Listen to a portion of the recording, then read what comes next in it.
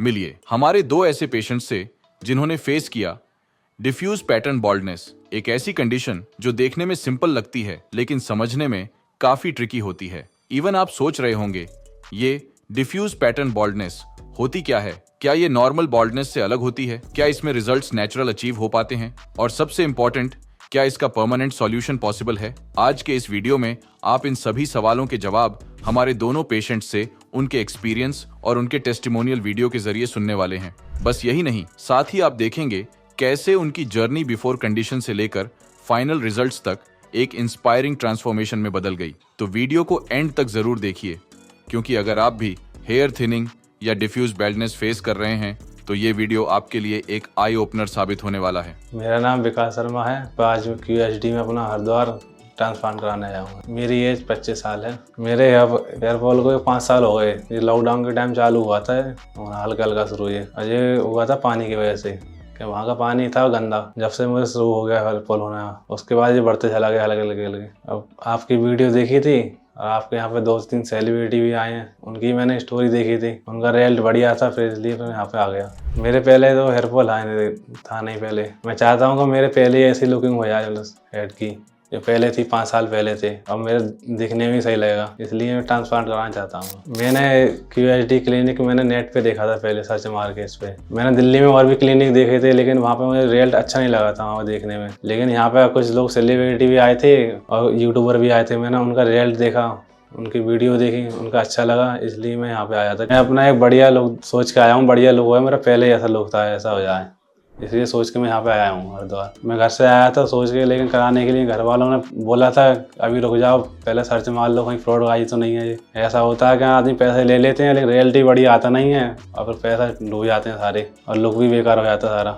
जो है थोड़ा बहुत वो भी खराब हो जाता बिल्कुल। मैंने नेट पे देखा था पहली बार, तो मैंने बात हुई थी मैडम से और उन्होंने मेरे फ़ोटो मांगे थे, फ्रंट के और बैक के भी। मेरा अनुभव तो बस इतना ही रहा था। अब मेरे ट्रांसप्लांट होने के बाद इससे शेयर करेंगे और बात है। यह है हमारे पेशेंट 1 की बिफोर कंडीशन, जहां उनकी हेयरलाइन पूरी तरह से रिसीड हो चुकी थी। फ्रंटल, मिड स्कैल्प और क्राउन एरिया भी डिफ्यूज पैटर्न में थिन और डैमेज थे, जैसा कि आप उनकी स्कैल्प पर देख पा रहे होंगे।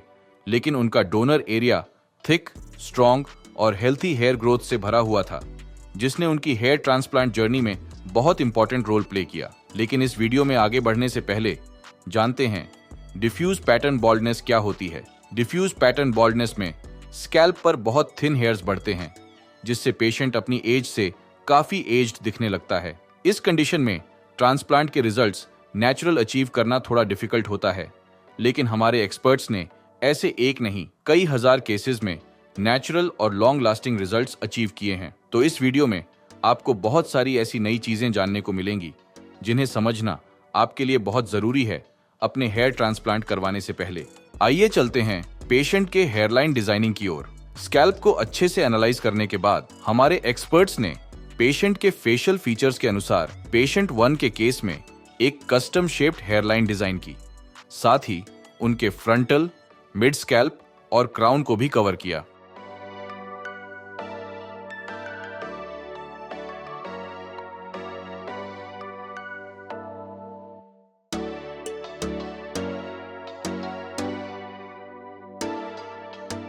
मेरा नाम अतुल कुमार है।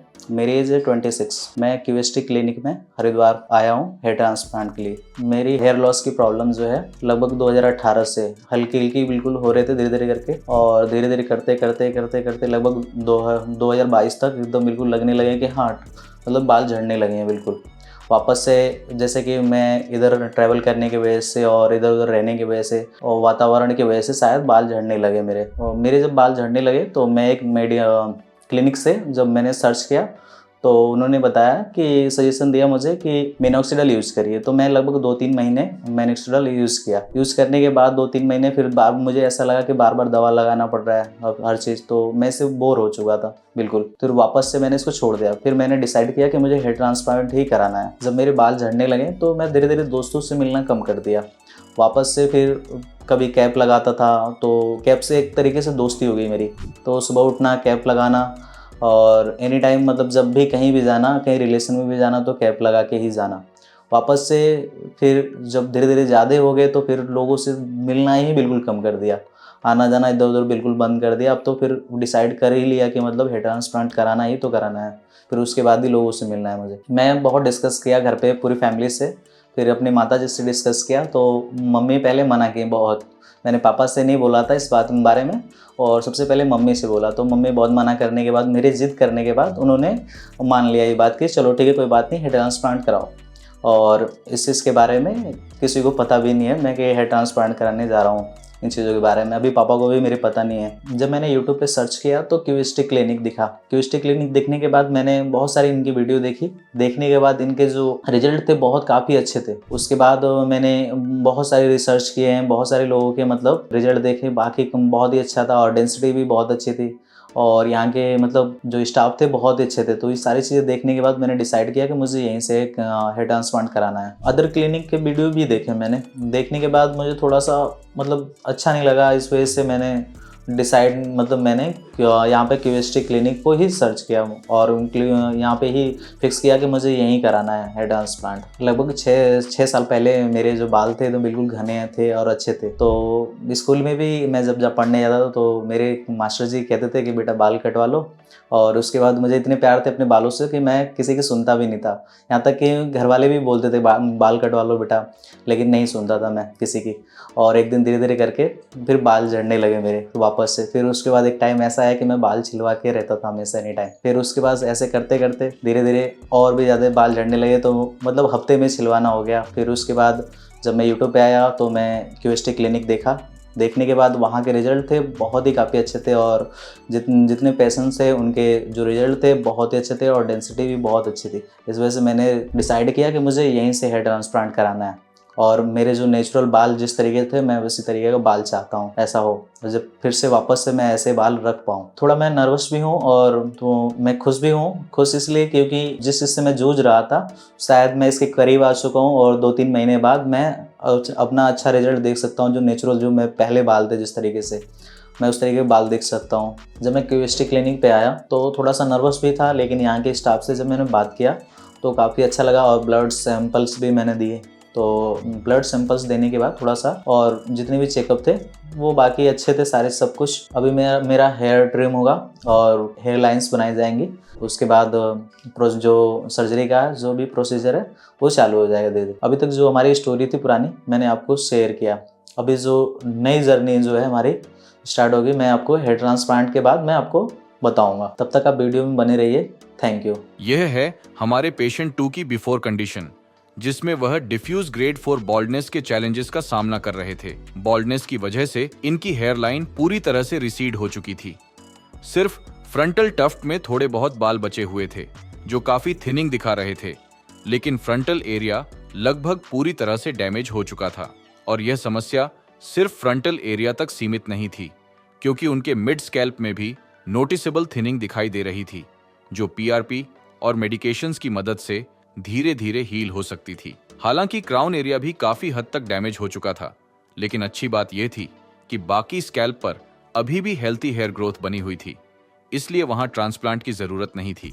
सबसे इंकरेजिंग बात यह थी कि उनका डोनर एरिया काफी डेंस और हेल्थी हेयर फॉलिकल से भरा हुआ था, जो किसी भी सक्सेसफुल ट्रांसप्लांट के लिए एक आइडियल फाउंडेशन होता है। अगर आप भी हेयर फॉल की प्रॉब्लम को फेस कर रहे हैं तो दिए गए नंबर पर आज ही अपनी कंसल्टेशन बुक करें। हेयर ट्रांसप्लांट का सबसे क्रूशियल स्टेप होता है हेयर लाइन डिजाइनिंग, क्योंकि यही आपकी पूरी लुक और फेशियल सिमेट्री को नेचुरली डिफाइन करता है। एक वेल डिजाइंड हेयर लाइन न सिर्फ आपके चेहरे को यूथफुल अपीयरेंस देती है, बल्कि पूरे ट्रांसप्लांट को रियल और नेचुरल बनाती है। हेयर लाइन डिजाइनिंग सिर्फ बाल लगाने का प्रोसेस नहीं है, बल्कि यह एक आर्ट एंड साइंस का साइंटिफिकली प्लान्ड है, जिसमें पेशेंट के फेशियल स्ट्रक्चर, एज और फ्यूचर हेयर लॉस पैटर्न को ध्यान में रखते हुए एक कस्टमाइज्ड हेयर लाइन तैयार की जाती है। इस प्रोसेस में सबसे पहले हमारे एक्सपर्ट्स ने बालों को ट्रिम किया, उसके बाद उनका हेड वॉश किया, फिर स्कैल्प को क्लीन करने के बाद एक custom shaped hair line design की, फिर 4 फिंगर रूल का यूज किया, फिर हेयर लाइन को ग्लबेला पॉइंट से मार्क किया गया। हेयर लाइन के साथ साथ बाकी अफेक्टेड एरिया को भी प्रिसाइजली मार्क किया गया। यही वो स्टेप है जो पूरे ट्रांसफॉर्मेशन को सक्सेसफुल और नेचुरल बनाने में हेल्प करता है।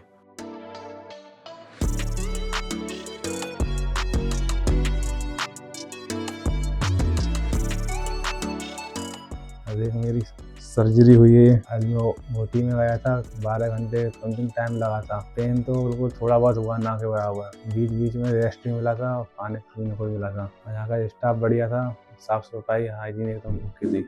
ये मेरे 3000 ग्राफ्ट लगी हैं और रिजल्ट का आने का इंतजार करूंगा आने के लिए। 1 महीने बाद इसकी PRP होगी, उसके बाद इसका रिजल्ट देखा जाएगा और इसका बढ़िया ही आएगा रिजल्ट। और मिलते हैं अब 1 महीने बाद, अपना रिजल्ट बाद में फिर दिखाऊंगा। सर्जरी की शुरुआत हमने पेशेंट 1 के रिसिपिएंट एरिया में स्लिट्स क्रिएट करने से की। स्लिट्स बनाते समय ही हमारे एक्सपर्ट्स डिसाइड करते हैं कि किस एरिया में कितनी डेंसिटी देनी है और फॉलिकल्स को किस एंगल और डायरेक्शन में इम्प्लांट करना है। यही स्टेप फाइनल रिजल्ट्स को नेचुरल बनाने में सबसे महत्वपूर्ण माना जाता है। अगर स्लिट्स गलत एंगल या डायरेक्शन में बनाए जाए तो पूरा लुक अननेचुरल लग सकता है। इसलिए सर्जरी का ये स्टेप सबसे क्रिटिकल माना जाता है।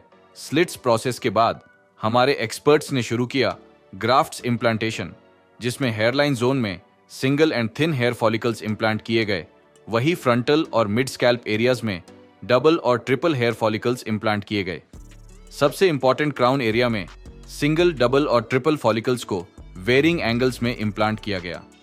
यहाँ डेंसिटी ऐड करना बेहद जरूरी था, जिससे ओवरऑल वॉल्यूम और कवरेज अचीव हो पाए। इस पूरे सर्जरी में टोटल 3000 ग्राफ्ट्स इम्प्लांट किए गए, जो पेशेंट के सेफ डोनर जोन से केयरफुली एक्सट्रैक्ट किए गए थे।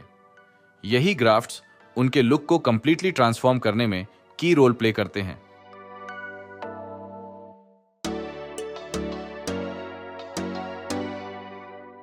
सर्जरी के दौरान सबसे पहले हेयरलाइन जोन में अल्ट्रा रिफाइंड सिंगल और थिन हेयर फॉलिकल्स को इम्प्लांट किया गया, ताकि लुक बिल्कुल नेचुरल लगे और कोई भी फर्क न पहचान सके। इसके बाद फ्रंटल और हाफ मिड स्कैल्प में वॉल्यूम और कवरेज बढ़ाने के लिए डबल और ट्रिपल ग्राफ्ट्स को स्ट्रेटेजिकली प्लेस किया गया, जिससे डेंसिटी में नोटिसेबल बूस्ट आया।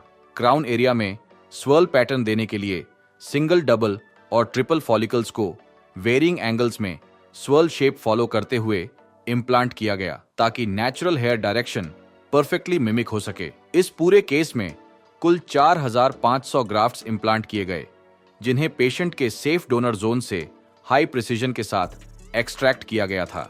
हर ग्राफ्ट का सिलेक्शन, एक्सट्रैक्शन और प्लेसमेंट इस तरह से किया गया कि ना डोनर एरिया पर स्ट्रेस पड़े और ना ही ट्रांसप्लांटेड एरिया में कोई कॉम्प्रोमाइज हो। सर्जरी का हर स्टेप, स्लिट मेकिंग और इम्प्लांटेशन पूरी तरह से साइंटिफिकली प्लान्ड और आर्टिस्टिकली एग्जीक्यूटेड था, ताकि रिजल्ट सिर्फ कॉस्मेटिक नहीं बल्कि ट्रूली ट्रांसफॉर्मेटिव हो। यह सिर्फ एक हेयर ट्रांसप्लांट नहीं था, बल्कि एक थॉटफुली क्राफ्टेड ट्रांसफॉर्मेशन थी, जो पेशेंट की अपीयरेंस और कॉन्फिडेंस दोनों को रीडिफाइन कर रही थी। मैंने यहाँ से 5 महीने पहले ट्रांसप्लांट कराया था।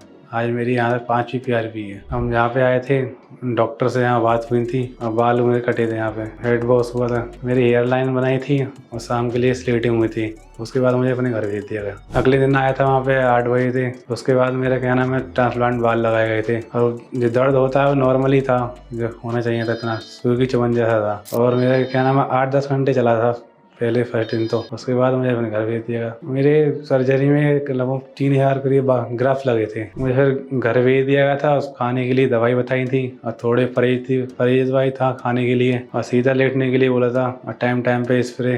और 5वें दिन मेरा हेड वॉश था। यहाँ पे जो मेरा रिजल्ट है वो आपके सामने है। इधर पहले मेरा रिजल्ट था बहुत सही नहीं था। हेयर लाइन्स भी मेरे पीछे थी, आने जाने में भी दिक्कत होती। कहीं जाता तो ऐसा लगता था कि ना कितनी उम्र हो गई हो, 30-40 साल की उम्र हो। ऐसे कहीं भी पार्टी वगैरह में, शादी फंक्शन में जाकर था, फोटो खिंचवाने की शर्म लगती थी। मेरे संग के दोस्त हुआ करते, उनकी हेयर लाइन्स बढ़िया थी, उनके देखते हुए मेरी उम्र बहुत ज़्यादा लगा करती थी। मुझे बाहर जाने में, कहीं जाने में बहुत दिक्कत हुआ करती थी। उसके बाद मैंने QHD से संपर्क साधा और यहाँ पे आया, डॉक्टरों से मिला। यहाँ पे आके ट्रांसप्लांट कराया था मैंने। यहाँ पे आके जब हुआ, उसके बाद मेरा रिजल्ट आया 5 महीने बाद। देखने में भी अच्छा लगा था। अब कहीं जाता हूँ तो कहीं अब खुले में जाता हूँ, ऐसे ही कहीं पार्टी है या शादी वगैरह में, फोटो खिंचवाने कोई दिक्कत नहीं होती है, कहीं बाहर ले करने में कोई दिक्कत नहीं होती है। मेरा आज 5वां PRP है।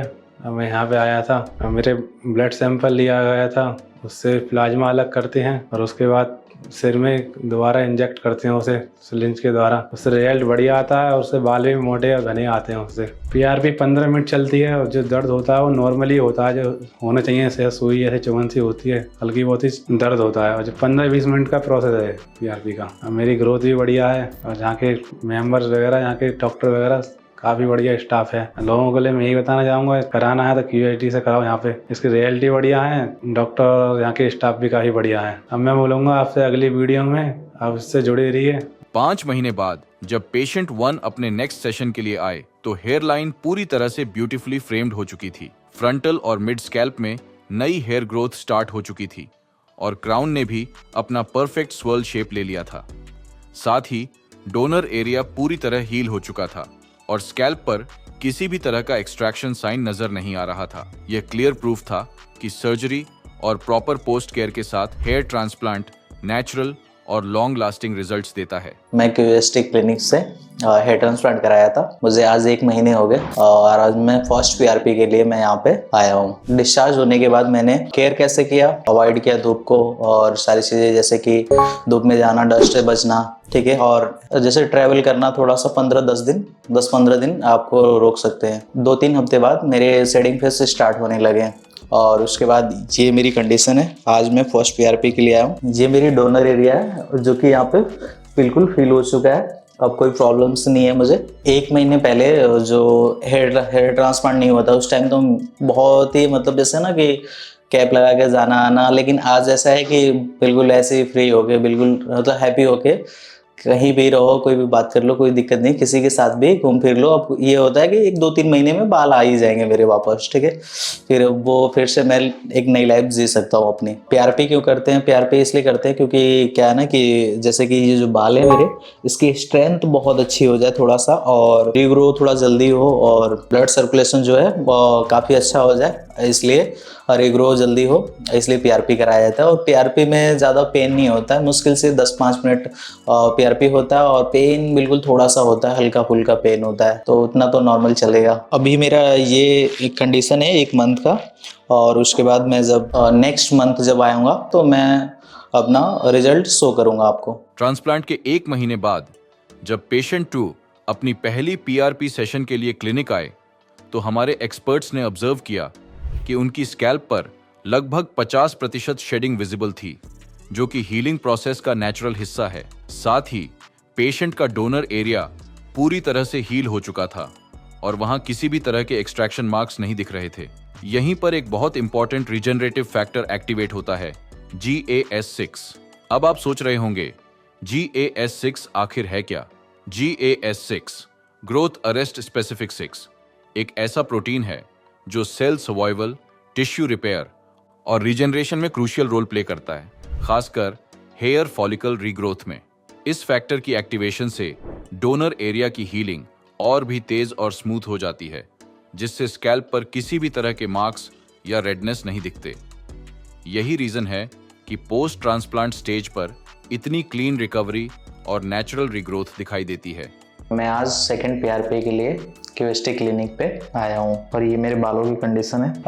अभी मेरे 2 महीने पहले हेयर ट्रांसप्लांट हुए थे, तो मेरे 20-25 दिन बाद क्या हुआ था कि शेडिंग फेस होना स्टार्ट हो गया था। तो शेडिंग फेस की ये कंडीशन है और मैं सेकंड PRP के लिए आया हूँ और अभी 2-3 महीने तक ये मतलब चलते रहेंगे। और मैंने 2-3 महीनों में केयर किया है, जो कैप लगाना, 1 महीने तक लगातार कैप लगाया। और दूसरी चीज़ें क्या है कि धूप में थोड़ा सा धूप से बचना और पसीने नहीं होने देना 1 महीने, और डाइट का थोड़ा ध्यान देना, जो डॉक्टर ने बोला था वही डाइट मैंने ली थी। जैसे कि मैं 2 महीने से रेगुलर मेडिसिन लेना और फर्स्ट मंथ PRP लेना और सेकंड मंथ मैं PRP लेने के लिए रेगुलर PRP ले रहा हूँ। और मेरे जो बालों की कंडीशन है बिल्कुल आप देख सकते हैं ऐसे ही। मैं रिजल्ट का काफ़ी वेट कर रहा हूँ, 2 महीने हो चुके हैं और 3-4 महीने और हैं, जिसके बाद मेरे रिजल्ट बहुत ही काफ़ी अच्छे आ जाएंगे और मैं बिल्कुल हैप्पी हूँ। मैं बेसब्री से इंतज़ार कर रहा हूँ अपने रिजल्ट का, कब मेरा रिजल्ट आए बहुत अच्छा, जिससे मैं अपने बाल फिर से वापस से पुराने जैसे। अभी मेरे 2 महीने हो चुके हैं और मैंने तो हेयर ट्रांसप्लांट करा लिया और 2 महीने हो चुके हैं और मेरी कंडीशन भी सही है और मुझे कुछ हुआ भी नहीं, बिल्कुल परफेक्ट है। तो इसलिए आप भी हेयर ट्रांसप्लांट कराइए। और ये है मेरा रिजल्ट है, और मेरा अभी शेडिंग फेज चल रहा है। प्रॉपर जो रिजल्ट आएगा और नेक्स्ट मंथ आएगा, तो नेक्स्ट मंथ आपको शो करूंगा मैं। ट्रांसप्लांट के 2 महीने बाद जब पेशेंट अपने फॉलोअप पीआरपी सेशन के लिए क्लिनिक आए थे, तो हमारे एक्सपर्ट्स ने ऑब्जर्व किया कि ट्रांसप्लांटेड एरिया में अभी भी शेडिंग फेज चल रहा था, जो कि पूरी तरह से एक्सपेक्टेड और नॉर्मल हीलिंग प्रोसेस का हिस्सा है। ये फेज अगले कुछ हफ्तों में नेचुरली कंप्लीट हो जाएगा और उसके बाद रीग्रोथ का एक्चुअल फेज शुरू होगा। सबसे इंकरेजिंग बात यह रही कि पेशेंट का डोनर एरिया पूरी तरह से हील हो चुका था और वहां कोई रेडनेस या स्कारिंग नहीं दिख रही थी। ये इस बात का क्लियर साइन था कि हीलिंग प्रोसेस ना सिर्फ स्मूथ रही, बल्कि ग्राफ्ट्स का एक्सट्रैक्शन भी सही टेक्निक से किया गया था। जब डोनर और रेसिपिएंट दोनों एरियाज बिना किसी कॉम्प्लिकेशन के रिकवर करें, तो यह अपकमिंग रिजल्ट्स के लिए एक बहुत ही पॉजिटिव साइन होता है। अगर आप भी जानना चाहते हैं कि 2 महीने बाद आपके ट्रांसप्लांटेड हेयर्स में क्या क्या चेंजेस आएंगे, तो कमेंट करिए QHT।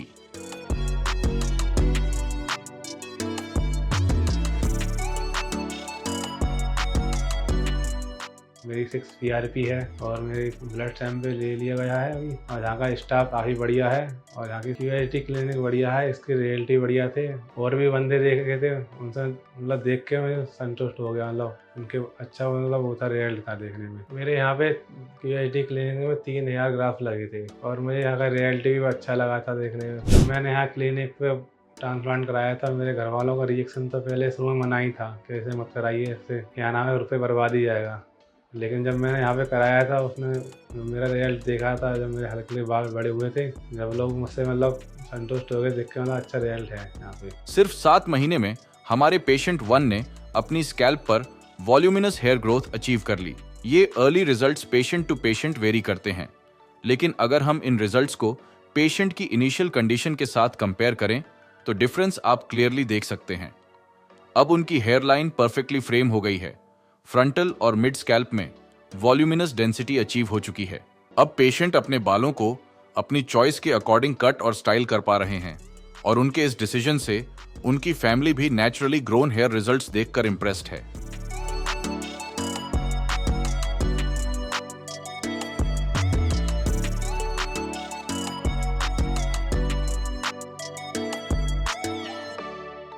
मैं QHT क्लिनिक पे हेयर ट्रांसप्लांट कराया हूँ, लगभग 3 मंथ हो गए, और 3rd PRP के लिए मैं आया हूँ। लगभग 2 दिन ट्रांसप्लांट चला मेरा। 2 दिन में लगभग बिल्कुल पेन ना के बराबर में हुआ। हल्का फुल्का कभी कभी पेन होता था, तो डॉक्टर इतने अच्छे थे, कोऑपरेटिव थे, मतलब कि कोई भी चीज़ बोलने पे तुरंत वो एनेस्थीसिया या किसी चीज़ के लिए मतलब वो दर्द कम हो सके, सारी चीज़ों का ध्यान रखते थे हमेशा। और लगभग 3 महीने का ये मेरा रिजल्ट है, आप देख सकते हैं, काफ़ी अच्छा है। मैं बहुत ही हैप्पी हूँ इस रिजल्ट से। मतलब मुझे लगता है बहुत काफ़ी अच्छा रिजल्ट आया अभी तक फ़िलहाल, और लगभग 40% रिजल्ट आया। अभी आने का संभावना, और जितने अंदर छोटे छोटे बाल हैं ढेर सारे, अभी आ रहे हैं बिल्कुल। अभी शेडिंग फेज चल रहा था, तो शेडिंग फेज लगभग 3 मंथ तक चलता है। अब 3 मंथ मेरे कंप्लीट हो चुके हैं, तो कभी कभी हल्के फुल्के 1-2-4 बाल आते रहते हैं, कभी कभी वो भी नहाने पे। बिल्कुल अब बिल्कुल नॉर्मल है, वो भी 2-4-10 बाल आने के लिए नॉर्मल है वो सारी चीज़ें। और मुझे लगता है कि मेरा जो रिज़ल्ट है वही 40% आया है, और 40% से मैं बहुत ही हैप्पी हूँ, बहुत खुश हूँ सारी चीज़ों से। अभी 60% बाकी है आना रिजल्ट, और मैं वेट कर रहा हूँ बहुत ही। पहले क्या था कि जैसे कैप लगा के जाना आना इधर उधर कहीं भी, अपने मतलब कहीं भी ट्रैवल करो तो कैप लगा के जाओ। अभी क्या है कि बिल्कुल कैप के लिए मतलब थोड़ा सा कॉन्फिडेंस आ गया है मेरे अंदर, और बिना कैप के इधर उधर जाना, कहीं भी चला जाता हूँ जैसे भी होता है। और बाल भी मेरे अच्छे लगते हैं, और बाल भी मैं झाड़ के इधर उधर चला जाता हूँ। नहीं तो पहले क्या था कि कहीं भी निकलो तुरंत कैप, मानो एक दोस्त सा हो गया था बिल्कुल। जैसे कि सो के उठो तुरंत मुंह धो, तुरंत कैप लगाओ, फिर जहाँ भी जाना हो कैप लगा के जाओ। अभी क्या है फिलहाल बिंदास, बिल्कुल बाल हाथ से फेर के वापस निकलो, कहीं भी निकलो, बिल्कुल हैप्पी रहता हूँ मैं। और थोड़ा सा कॉन्फिडेंस भी आ गया, बहुत ही काफ़ी अच्छा। मैंने QHT इसलिए चुना क्योंकि मैं बहुत सारे क्लिनिकों का रिजल्ट देखा, और रिजल्ट देखने के बाद मुझे लगभग, मैं 2 साल से QHT क्लिनिक को फॉलो कर रहा था, तो 2 सालों में देखा रिजल्ट QHT क्लिनिक का सबसे बेस्ट रिजल्ट था। और मैंने देख के डिसाइड किया कि मुझे QHT क्लिनिक पे ही कराना है ट्रांसप्लांट। और यहाँ पे जितने भी डॉक्टर्स हैं बहुत ही काफ़ी अच्छे हैं, कोऑपरेटिव हैं, मतलब हर चीज़ों का ध्यान रखते हैं आपके, सारी चीज़ों का। जब मैंने यहाँ ट्रांसप्लांट कराने का डिसीजन लिया था तो मुझे लगता है कि मैं 100% मैं सही जगह हेयर ट्रांसप्लांट कराया हूँ। रिजल्ट के समय क्या होता है ना कि अब जैसे कि अब हेयर ट्रांसप्लांट कराना है आपको, तो अब इन बातों का ध्यान रखेंगे कि सबसे पहले क्लिनिक में जो भी ट्रांसप्लांट हुए हैं, आप वीडियो जब भी होता है यूट्यूब पे वीडियो अपलोड करते हैं लोग, तो आप ये देखेंगे कि डेंसिटी, हेयर लाइन, ये सारी चीज़ें मोस्ट इंपॉर्टेंट होता है। तो अगर हेयर लाइन अगर सही से नहीं रिसीव, मतलब लाइन नहीं लगी हो, तो फिर मतलब चेहरे थोड़ा सा मतलब अनकंफर्टेबल लगने लगेगा आपको भी और लोगों को भी देखने में लगेगा। अगर आप ट्रांसप्लांट कराना चाहते हैं और अच्छी क्लिनिक पे जाना चाहते हैं ट्रांसप्लांट कराएं कि जिससे रिजल्ट आपका अच्छा है, तो सबसे पहले इन बातों का ध्यान रखिए कि आप जब भी हेयर ट्रांसप्लांट कराएं तो क्या होता है कि पहले डेंसिटी और दूसरी चीज़ें हेयर लाइंस, ये दोनों चीज़ें इंपॉर्टेंट है। और जिस क्लिनिक में आपको दिखे अच्छा, वहाँ से कराइए आप। और मैंने तो QST क्लिनिक से कराया है और मेरा रिजल्ट बहुत ही अच्छा है, तो आपको भी सजेशन करूँगा कि आप QST क्लिनिक पे ही आएँ हेयर ट्रांसप्लांट कराने के लिए, क्योंकि यहाँ के डॉक्टर्स जो हैं आपको हर मंथ आपके केयर करते रहेंगे, हर मंथ आपको कॉल करेंगे, पूछते रहते हैं सारी चीज़ें कि आपके जो मतलब जो भी हेयर ट्रांसप्लांट बाल हैं वो बिल्कुल परफेक्ट हैं, सारी चीज़ों का ध्यान रखते हैं और हाइजीन का भी बहुत ही ख्याल रखते हैं ये लोग। और मेरी तीसरी PRP है और मैं चौथी PRP के लिए आपको नेक्स्ट मंथ मिलूँगा। आप देख सकते हैं ये मेरा रिजल्ट है। तब तक जुड़े रहिएगा मेरी जर्नी से। Thank you guys. After 3 months patient की स्कैल्प पर ग्रोथ स्टार्ट हो गई थी।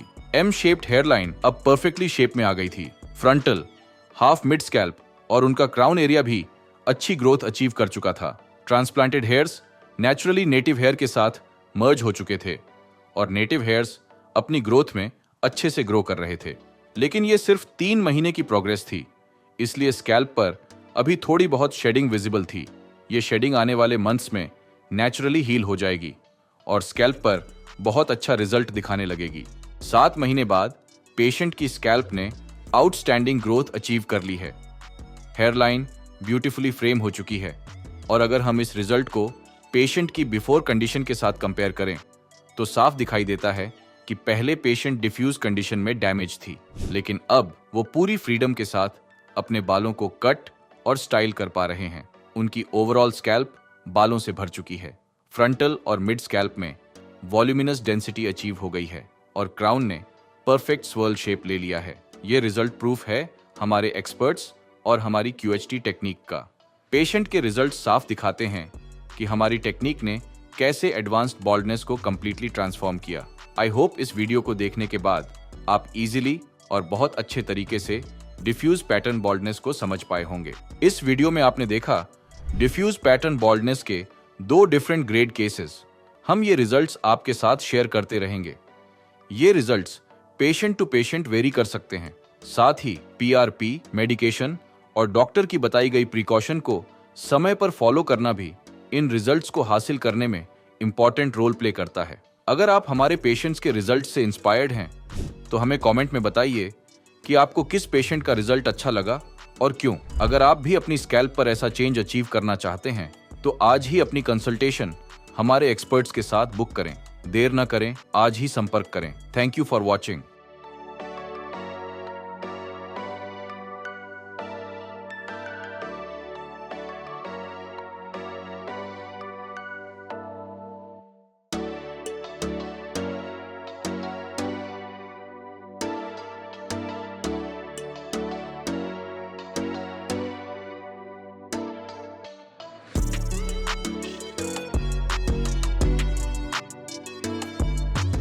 हेलो फ्रेंड्स, अगर आपने अभी तक हमारे चैनल को सब्सक्राइब नहीं किया है तो प्लीज इस वीडियो को लाइक कीजिए, शेयर कीजिए और हमारे चैनल को सब्सक्राइब कीजिए और ध्यान रहे बेल आइकन दबाना ना भूलें, जिससे हमारे हर वीडियो का अपडेट आपको समय समय पर मिलता रहेगा।